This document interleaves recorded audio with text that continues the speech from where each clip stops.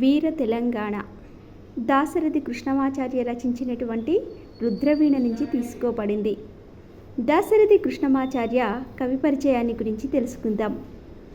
Doctor Dasarathi Krishnamacharya Mahabubabad జిల్లాలోని చిన్నగూడూరులో జన్మించారు.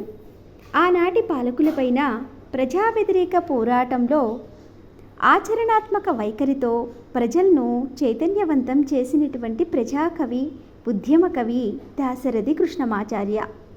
నా గీతావళి ఎంత దూరం ప్రయాణించబోనో అందాక ఈ భూగోళానికి అక్కిపెట్టెదా అన్నాడు దాశరథి కృష్ణమాచార్య.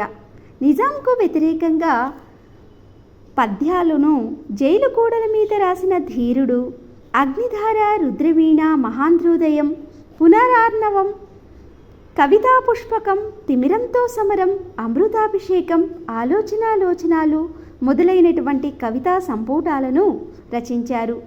నవమి అనేటటువంటి నాటిక, యాత్రాస్మృతి అనే స్వీయ చరిత్ర వంటి పలు గ్రంథాలను రచించినారు దాశరథి కృష్ణమాచార్య.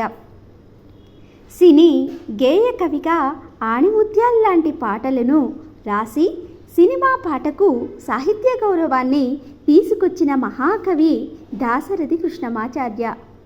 తెలుగులో గజల్స్ ప్రక్రియకు ప్రాణం పోసిన దాశరథి 1961లో గలీబ్ గజిల్ను అనువదించినాడు. ప్రసిద్ధ ఉర్దూ కవులు కవిత్వాన్ని అనువదించి విమర్శకులు ప్రశంసను అందుకున్నారు. తెలుగు సాహిత్యానికి చేసినటువంటి సేవకు గాను ఆంధ్రప్రదేశ్ సాహిత్య అకాడమీ అవార్డు 1967లో, కేంద్ర సాహిత్య అకాడమీ అవార్డును 1974లో అందుకున్నారు. ఆంధ్రప్రదేశ్ రాష్ట్ర చివరి ఆస్థాన కవి.